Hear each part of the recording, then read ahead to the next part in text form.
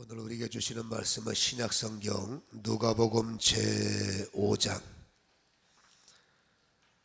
36절로부터 39절까지입니다. 제가 38절까지 읽고 39절 합독입니다.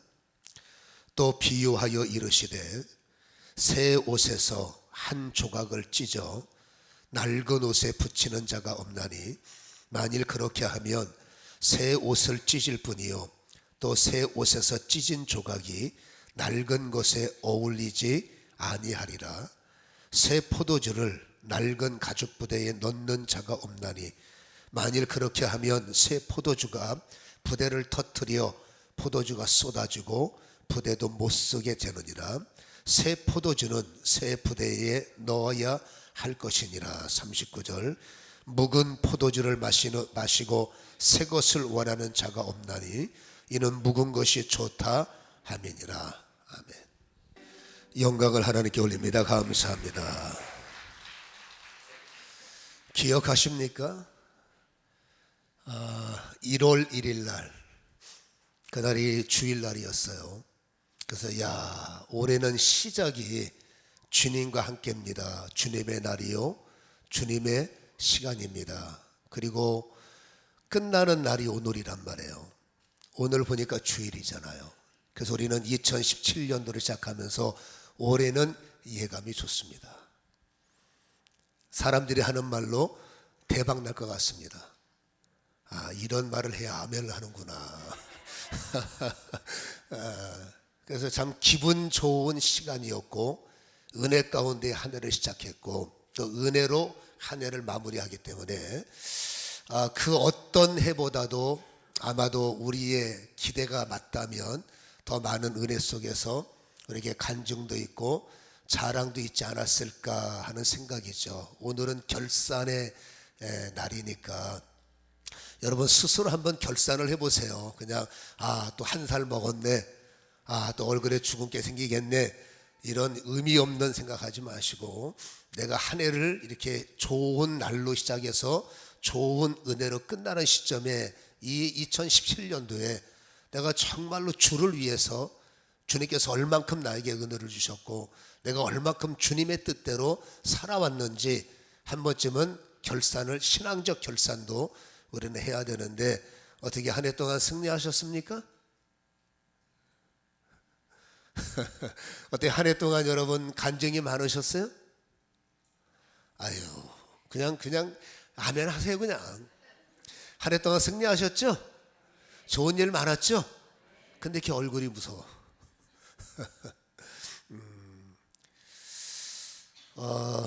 막을 수 없는 게 시간이고 또 한 해가 가지만 우리는 여러분 후회 없는 인생을 살려면 항상 과거에 매여서 과거만 생각하면서 그러면 안 되죠.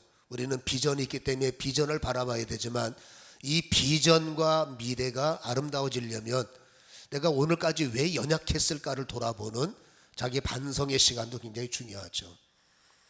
그래서 우리가 결산의 이 시간이기 때문에 우리가 1년을 다시 한번 뒤돌아볼 때 과연 내가 주님과 얼만큼 동행하며 살았는가. 여러분 왜냐하면 주님은 우리가 읽은 성경을 보세요.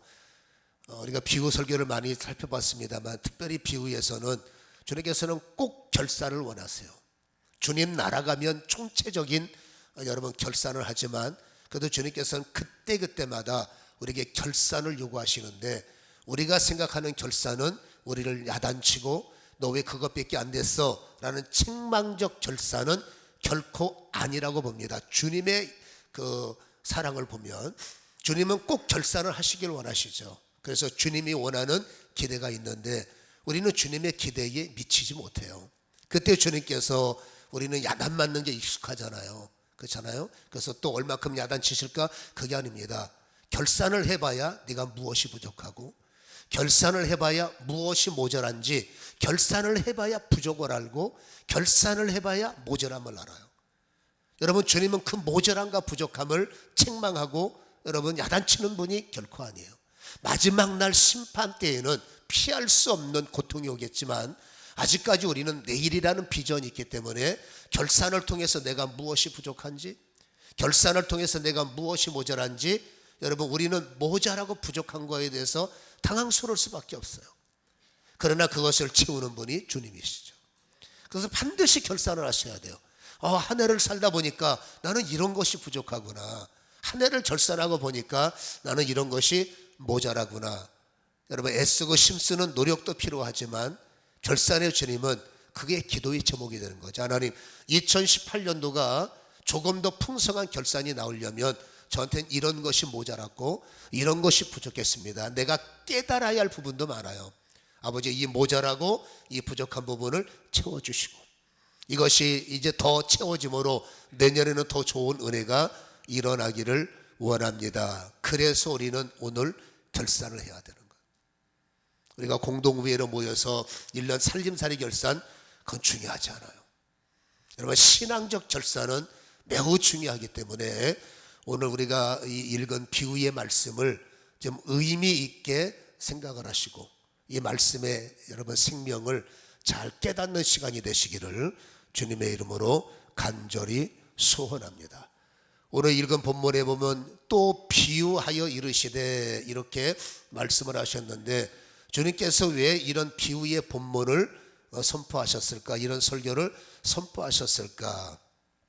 여러분 바리새인들이나 이런 유대인들은 전통이라는 것을 굉장히 중요하게 여겨요.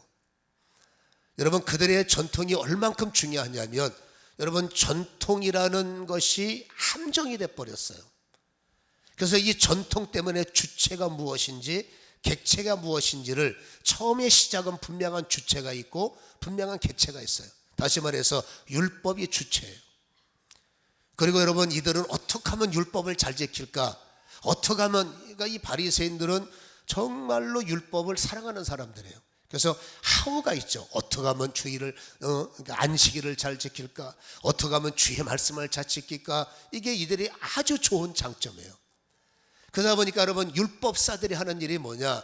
그 율법을 잘 지키기 위해서 새로운 조항들을 만들어내는 겁니다. 이렇게 해야 이걸 잘 지키고 저렇게 해야 그것도 잘 지키고. 그러니까 예수님께서 그렇게 만들어 놓은 수많은 조항들을 이렇게 말씀하시죠. 무거운 멍에를 만들어 놓고 너희들도 지키지 못하고 그러니까 본인들은 아마도 안 지킨 것 같아요.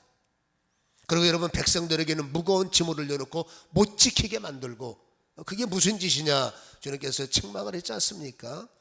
여러분 율법을 사랑했던 이 사람들은 율법의 그 율법을 잘 지키기 위해서 만든 조항들이 많은데 그들에게는 여러분 성경을 중심 그들 나름대로 모세오경을 중심으로 613개의 여러분 규례와 율례가 있어요.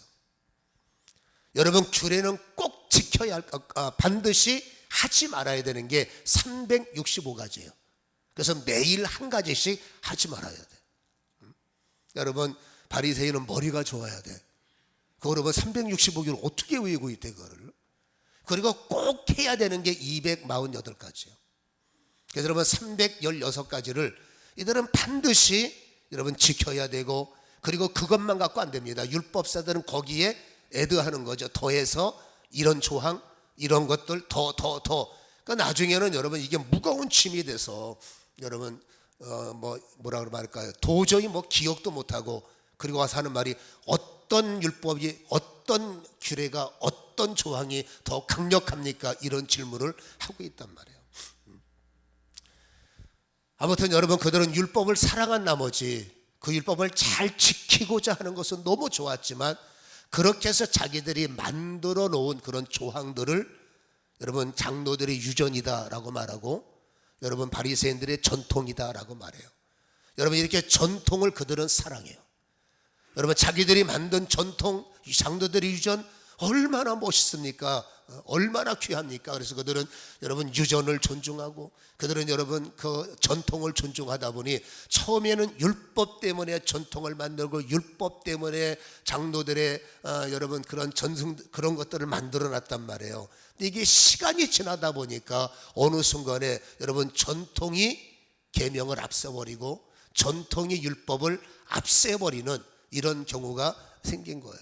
실질적으로 여러분 마태복음 15장 제가 읽을 테니까 들어보세요. 1절에 보면 그때에 바리새인과 서기관들이 예루살렘으로부터 예수께 나와 이르되, 잘 들어보세요. 2절. 당신의 제자들이 어찌하여 장로들의 전통을 범하나이까? 떡을 먹을 때 손을 씻지 아니하나이까? 대답하여 이르되, 너희는 어찌하여 너희의 전통으로 하나님의 계명을 범하느냐? 여러분, 처음부터 이들은 그러지 않았어요. 그러면서 여러분 6절에 말씀하시기를, 그 부모를 공경할 것이 없다 하여 너희의 전통으로 하나님의 말씀을 폐하는도다. 여러분, 시작은 율법으로 시작했어요. 이 율법을 잘 지키기 위해서 여러분 장로들의 여러분 그 전통을 만들고 바리새인들의 그 저 많은 조항들을 만들어서 이런 전통들이 나중에는 자부심이 됐고 이 함정에 빠져서 자기들은 잘한다고 했는데 어느 순간 전통이 주체가 돼버리고 계명은 여러분 객체가 돼버리는 거예요. 어느 순간에 여러분 자기들이 장로들의 유전이 주체가 돼버리고 하나님의 말씀 율법은 객체가 돼버리는, 본인들도 이거 잘 모르는 거예요. 그래서 전통대로 전통을 지켜야 율법을 잘 지키는 것, 전통대로 살아야 계명의 사람이 되는 것, 전통을 따르고 장로들의 유전을 따르면 우리 편. 어떤 경우에도 장로들이 정의는 유전과 전통을 무시하면 너는 나쁜 사람, 전통을 지켜야 의인, 전통 바깥으로 나가 있으면 그게 율법이 됐든 뭐가 됐든 우리가 만들어 놓은 전통을 사랑하지 않으면 너희들은 우리 편이 아니야. 여러분, 이것이 이들이 지금 가지고 있는 함정이라는 거예요. 너무 전통을 사랑하다 보니까 그 전통의 늪에 빠져서 본인들도 지키지도 못하는 걸 만들어 놓고 이대로 살아야 돼. 그러니까 여러분, 이 얼굴에 자유가 있겠어요? 아마도 우리보다 얼굴이 더 무서웠을 것 같아요. 이 얼마나 힘든 일이겠어요. 또 그들이 가지고 있는 전통 가운데 여러분 이 바리새인들은 일주일에 꼭 2번씩 여러분 해당의 길거리에 서서 금식을 하죠. 여러분, 사람이 금식을 한다는 건 얼마나 거룩한 일이에요. 여러분, 유대인들이 이토록, 이 바리새인들이 이토록 월요일과 목요일 날 꼬박꼬박 금식을 하는 것은 굉장히 시작은 거룩한 일이지만 그들은 이유가 있습니다. 자기들은 모세의 제자라는 거예요. 그래서 모세를 따라가기 위해서는 반드시 이 전통을 지켜야 되는데 월요일 날 금식해야 되고 목요일 날 금식해야 된다. 본인들이 만드는 전통이에요. 왜 월요일 목요일이냐? 여러분, 월요일 날 모세가 시내산에 올라갔어요. 하나님의 말씀을 받기 위해서 월요일 날 시내산에 올라가고 목요일 날 말씀을 받아서 내려온 주기 때문에 그들은 월요일과 목요일을 굉장히 성스럽게 여기고, 그래서 그날 말씀을 받으러 올라간 날, 말씀을 받은 날이기 때문에 우리는 금식을 통해서 모세처럼 말씀을 따르고 하나님의 율법을 따르는 거룩한 사람, 구별된 사람이다 라는 것을 강조하면서 여러분 그들은 금식을 하지 않겠는데, 시간이 지나다 보니까 주님은 골방에서 금식하라 그랬잖아요. 근데 이들은 우리는 너희 같지 않지, 우리는 모세의 제자들이지, 우리는 신령한 사람들이지, 너네하고 질이 달라, 이것을 보이고 싶었어요. 그래서 여러분 장서는 날, 여러분 그날 장들이 있을 때 사람들 앞에 가서 나 금식한다, 사람들 앞에 가서 나 이런 사람이야, 어느 순간서부터 여러분 금식이 요구했던, 그것도 전통이지만 여러분 뭐 좋은 전통은 지켜야죠, 계승해야죠, 발전돼야죠. 근데 어느 순간에 이게 주객의 전도가 돼서 금식의 목적이 정말로 경건이 아니라 자신들을 드러내고 자신들을 강조하는 일에 그들은 주객이 전도가 돼버리는 이런 어리석음을 보여주고 있죠. 그래서 오늘 이들은 전통 장로들의 유전하다 보니까 결과적으로 여러분 전통과 유전이 눈을 덮어버렸어요. 전통과 유전이 귀를 덮어버렸어요. 전통과 유전이 가슴을 덮어버렸어요. 그러니까 보세요, 여러분 왜 이단들이 말을 안 들어먹습니까? 이단 사상이 머리를 덮고 잘못된 여러분 교주 사상이 눈을 덮고 귀를 덮어버리니까 그들은 안 들리는 거예요. 살 말을 해도 안 들리는 겁니다. 우리가 볼 때 얼마나 답답해, 그렇잖아요. 자기들은 그게 전통인 줄 알죠. 똑같은 겁니다. 여러분 이들은 전통의 시간이 흐르다 보니까 이전 여러분 전통으로 눈이 가리고 여러분 장로들의 유전으로 가슴이 가리다 보니까 주님도 안 보이고 여러분 메시아도 안 보이고, 왜? 전통으로 예수를 바라보면 예수가 아니에요. 여러분 장로들의 유전으로 마구간에서 들여다보면 저건 우리가 기대하는 메시아가 아닌 거죠. 그냥 율법을 순수하게 사랑했다면 왜 메시아가 안 보이겠어요? 이토록 이들은 전통 자기들의 여러분 장로들의 유전 이 함정에 빠져서 말씀대로 오신 예수를 외면하고, 오히려 여러분 가는 곳마다 예수님에게 시비를 거는 겁니다. 왜 당신들은 우리가 지금까지 존중하고 이렇게 애쓰고 자부심으로 여기는 우리의 신성한 전통을 지키지 않습니까? 저 사람들 보시오. 누구의? 요한 여러분 그 제자들이죠. 우리가 읽은 본문에 보면 오늘 여러분 이 말씀을 하게 된 예후가 33절에 보면, 본문입니다. 누가복음 5장 33절에 보면, 그들이 예수께 말하되 요한의 제자는 자주 금식하며 기도하고 바리새인들의 제자들도 또한 그리하되 당신의 제자들은 먹고 마십니까? 라고 따져 묻는 거예요. 왜 전통을 무시합니까? 라고 따져 묻는 거예요. 왜 장로들의 유전을 외면합니까? 라고 따져 묻는 거예요. 얼마나 이게 성스럽고 이게 얼마나 거룩한 건데 왜 당신들은 특별하게 생활합니까? 특별하게 이단들이죠. 이단. 그때 당시에 보면 예수의 여러분 그룹은 이단 아들인 거예요. 왜 그렇게 전통을 무시합니까? 라고 따져 묻는 것을 여러분 우리에게 말씀을 해주고 있는 거예요. 여러분 결국 이들은 전통하다 보면 영적으로 병들어서 결국 메시아도 알아보지 못하고 여러분 전통병에 걸린 사람들이 그들이라는 것을 우리에게 보여주고 있는데, 결국 말했죠. 주체와 객체가 처음부터 그러지 않아요. 여러분 어느 순간에 주체와 객체가 바뀌어버린 거예요. 그리고 여러분 자기들 편리한 대로 여러분이 그렇지 않습니까? 은혜가 있을 때는 예수가 주체가 되고, 그다음에 나는 객체가 되지만, 내가 살아가는 방법이 객체가 되지만 어느 순간에는 이게 바뀌어버려요. 바뀌어서 객체가 주체를 밀어버리고 객체가 주인인 것처럼 착각을 하는 것, 이게 지금 그들의 모습임을 성경은 우리에게 보여주고 있는데, 우리가 한 해를 정리하면서 과연 나는 주체와 객체가 혼돈되지 않고 있는가?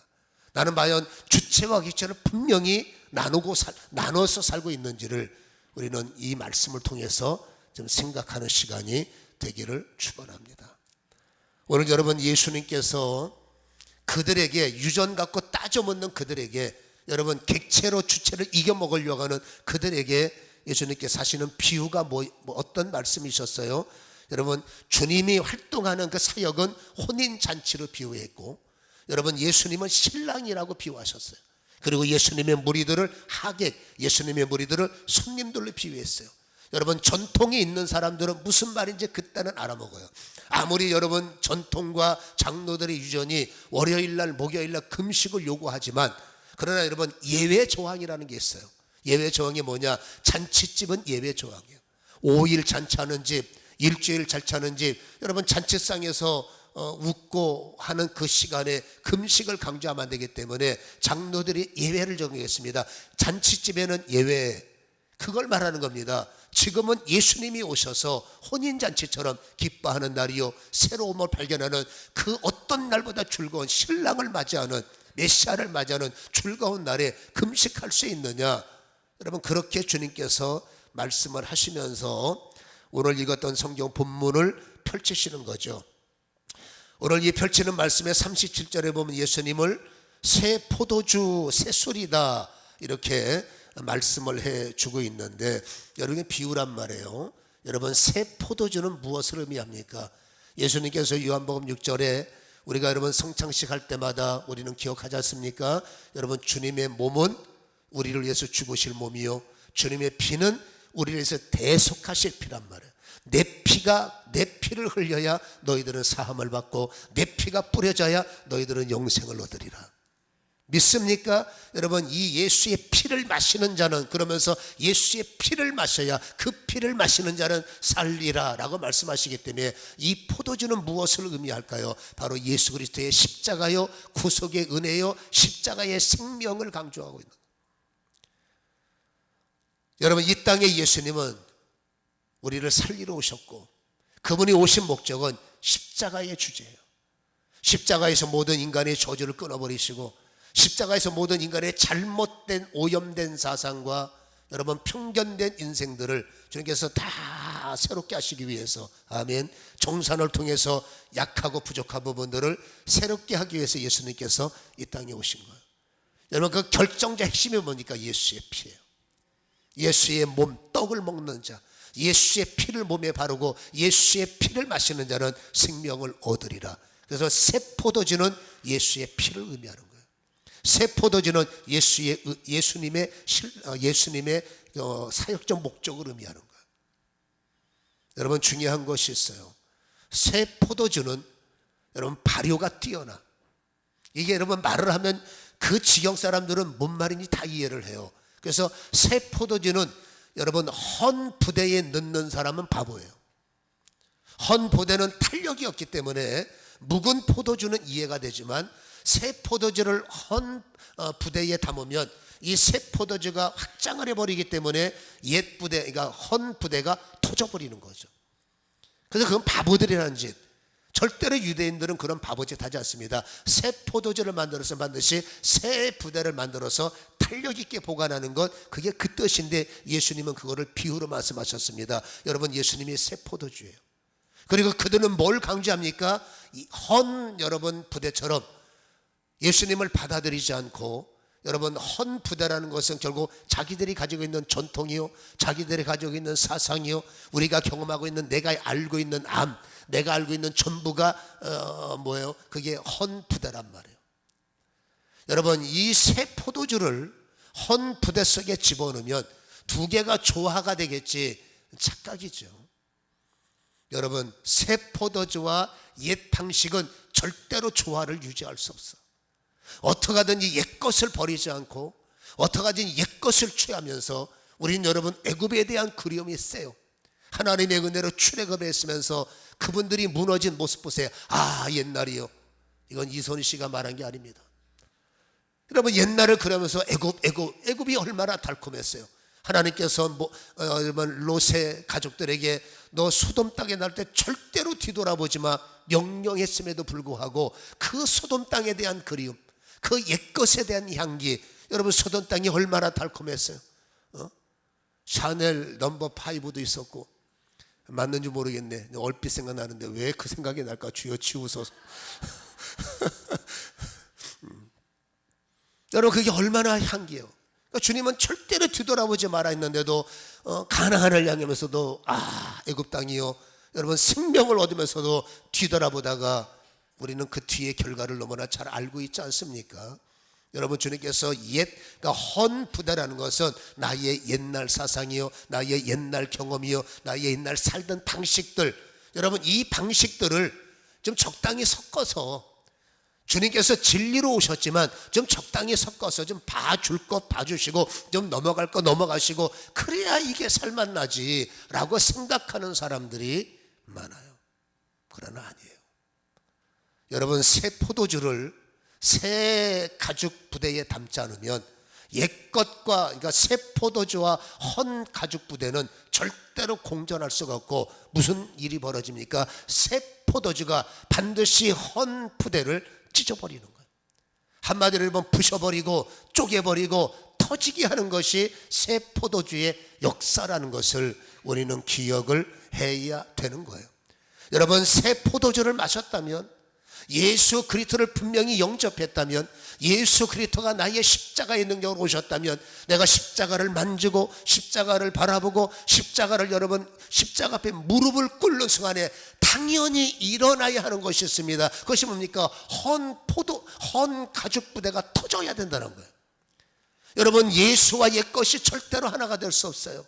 예수를 받아들이고 십자가 앞에 무릎을 꿇는 순간에 그렇게 고집스랬던 옛날의 사상과 옛날의 습관과 옛것은 철저하게 터져버리고 오직 새 것만 남아야 되는 것, 그게 주님의 여러분 소원이라는 사실을 우리는 기억해야 될 줄로 믿습니다.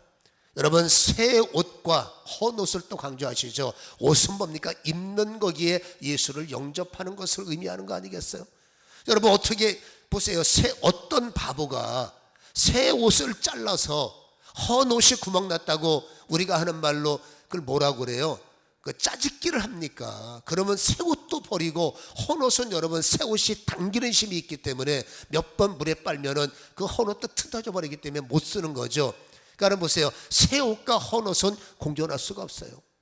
오직 새 옷은 새 옷으로 입어야지 왜 새 옷과 헌옷을 하나가 되기 원하느냐? 이게 비유란 말이에요. 우리는 여러분 옛것이 익숙한 거예요. 옛날에 해왔던 방식이 익숙하고 옛날에 살던 방식이 익숙하고 내가 하던 일이 익숙한데, 여러분 성경에서는 세수를 새 부대에 담아라 영적인 개혁을 요구하고 영적인 사고를 요구하고 영적인 여러분 영성을 요청할 때 우리 이게 참 힘들어요. 기도하는 게 쉽지 않고 꼬박꼬박 예배드리는 게 쉽지 않고 12월이 되면 공포의 삼겹살이죠. 왜 그럴까요? 21일 동안 목사님이 기도해 나와 이게 여러분 내가 이래서 셀장을 하지 말아야 되는데 그러나 후회했지만 이미 또 임명이 됐네. 우리의 여러분 헌옷은 자꾸 옛날 게 좋은 거예요. 애굽 생활이 그리워지는 거예요. 여러분 소돔 땅에서 그 향기, 신앙생활이 부담되는 게 좀 적당히 타협이 가능하고 좀 적당히 살기 원하지만 어떻게 주님이 하신 말씀, 어떻게 새 옷을 잘라서 헌옷에 짜집기를 하느냐? 그냥 헌옷은 버려야 되고 새 옷은 새 옷으로 입는 게 맞지 않느냐? 주님은 이렇게 강조를 하고 있지요. 여러분 전통이 다 나쁜 게 아니에요. 여러분 전통도 역사의 시간이 흐르다 보면 어느 순간에 조금씩 바뀌어진 전통으로 세워지고 있고, 여러분 이 개혁이라는 것도 물론 여러분 개악이 있을 수 있고 개선이라는 게 있을 수 있죠.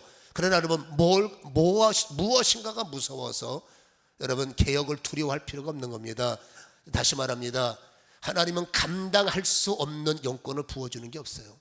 항상 하나님께서 점검을 하시죠. 나를 결산하셔서 내가 말씀을 받아들인 일에 무엇이 부족하고 내가 말씀을 이해하는 일에 뭐가 모자란가, 이것을 정확하게 판단하셔서 부족한 걸 채우시고 나약한 걸 강하게 하시고, 이걸 여러분 은혜를 덧입는다고 그러죠. 그러니까 우리는 은혜를 덧입으면 예전에 감당할 수 없는 일들이 일어나는 겁니다. 중요한 것은 여러분 정말로 새 술을 마셨는데 새 옷을 입었는데 여전히 나는 애굽의 모습을 가지고 있고 여전히 나는 옛 습관을 옛 사상을 사상을 버리지 못했다면 이게 둘 중에 하나가 잘못된 겁니다. 여러분 새 술이 잘못됐든지 아니면 여러분 내가 잘못됐든지. 근데 여러분 진리는 바뀌지 않잖아요. 여러분 어떻게 진리를 받아들이고 십자가의 새 생명을 모셔드리고 십자가를 만졌는데 내가 안 바뀌었냐 그 말이죠. 여러분 하나님의 진리는 절대 하나님의 진리는 수정이 불가능해요. 하나님의 계명은 수정할 수가 없어요. 그래서 여러분 계명과 진리는 주체예요. 예수 그리스도의 이름은 주체입니다. 그리고 그 예수를 따라가는 나는 객체예요. 여러분 교회는 예수님의 머리가 예수님께서 교회의 머리가 되시기 때문에 냉정히 말하면 교회는 여러분 우리의 주체예요. 그리고 신앙생활하는 나는 객체예요. 말씀을 따라가는 나는 객체예요. 이걸 조금 더 확장해 볼까요? 우리가 늘 고민하는 게 주일 성소는 주체예요. 그 주일 성소를 지켜나가는 나의 여러분 삶은 객체예요. 여러분 11조를 해야 되는 명령은 바뀔 수 없는 주체예요. 그 11조를 해야 하는 나의 형편은 객체예요. 여러분 하나님의 말씀을 지켜나가는 그 말씀은 뭡니까? 주체예요. 그 말씀을 지키고 순종해야 되는 나는 객체인 거예요. 여러분 이 주체와 객체는 진리는 정해졌으나 이 주체와 객체를 결정은 내가 하는 거예요. 십자가에서 찢어지지 않고 여러분 영접의 옷을 입어서 아직도 고집스러운 옛것을 강조하면서 나의 자아를 깨지 않고 나의 사상을 깨지 않고 나의 중심을 깨지 않으면 여러분 그분들은 여전히 여러분 주체와 객체를 진리가 정하는 게 아니라 내가 정하는 거예요.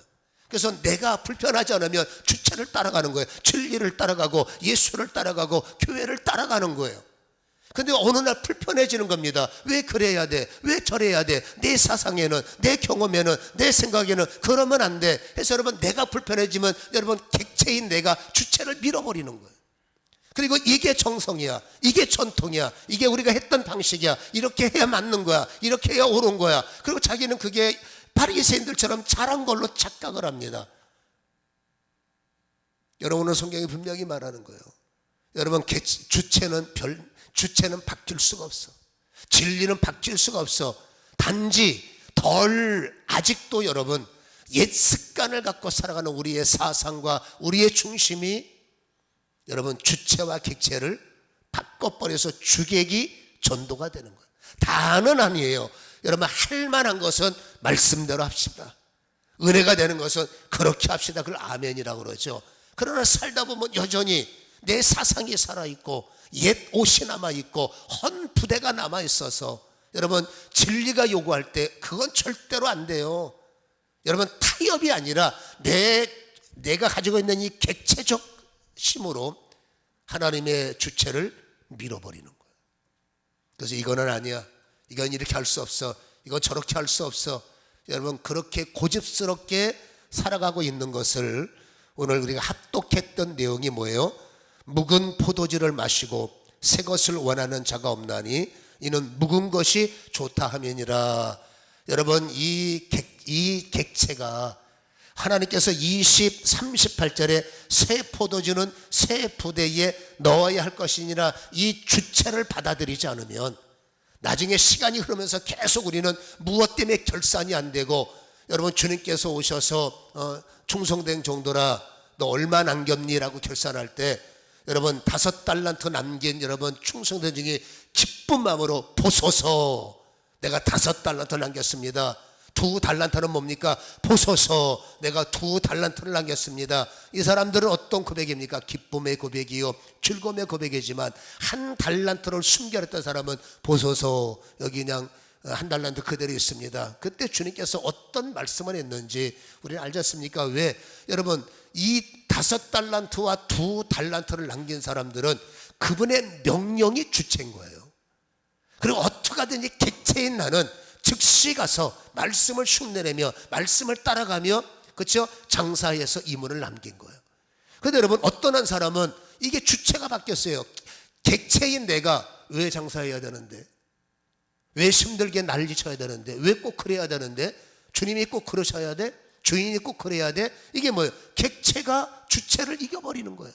그래서 이거는 그럴 필요 없고 땅속에 묻어놨다가 원금 그대로 돌려드리면 되는 거지 뭐 말이 많아. 이래서 여러분, 객체가 주체를 이겨버렸을 때 나중에 주님께서 뭐라고 말합니까? 네가 뭘 잘났냐. 그 결론은 알죠. 쫓겨나는. 여러분, 신앙생활에서 때로는 내 사상이 여러분 하나님의 주체를 이겨버려요. 내가 알고 있는 나의 경험, 내가 가지고 있는 나의 여러분 이런 내 경험, 내 암, 여러분 어떤 거는 물론 진리에서 나왔다 하지만은 여러분 때를 따라 십자가는요 철저하게 찢어버립니다. 여러분, 구원의 힘은 철저하게 나의 사상을 부셔버리는데, 안타깝게도 우리는 옛것이 좋다 보니까 안 찢어지려고 애를 쓰고 안 버리려고 애를 쓰고 손해보지 않으려고 바둥거리고 버둥거리는 게 여러분 바리새인들의 모습인 것처럼 여러분 결산하는 이때에 우리의 모습일 수도 있다라는 것입니다. 그래서 우리는 여러분 다시 한번 결산할 때 이렇게 됩니다. 내가 지금 주체로 살고 있나 객체로 살고 있나? 지금 내 마음속에 불편한 게 주체 때문에 불편한가 객체 때문에 불편한가? 지금 내가 살아가고 있는 것이 정말 주님이 원하시는 주체에 순종을 하고 있는가, 아니면 나의 편리를 위해서 객체가 주체인 것처럼 내가 착각을 하고 있는가? 여러분, 인생은 주객이 전도되면 머리 아파지는 거예요. 특별히 하나님의 말씀은 새 술은 새 부대에 담아야 되는데, 새 부대는 무엇입니까? 거듭난 심령이에요. 회복한 심령이에요. 회개한 심령이에요.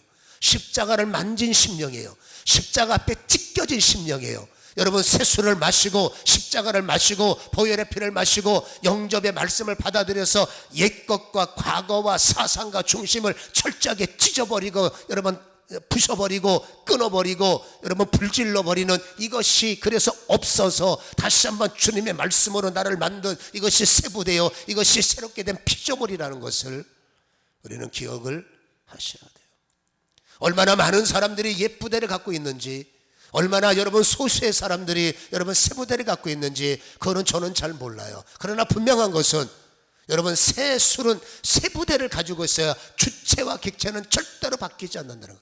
힘들어도 주체가 요구하시면 객체는 5달란트를 남기는 거예요. 비유가 상해도 여러분, 주체가 말씀하시면 객체는 따라 5달란트를 흉내를 내서라도 2달란트를 남기는 것, 이게 바로 여러분 하나님의 사람들이 해야 할 사명이라는 거죠. 새 술을 새 부대에 담아라. 우리가 한 해는 속절없이 갔어요.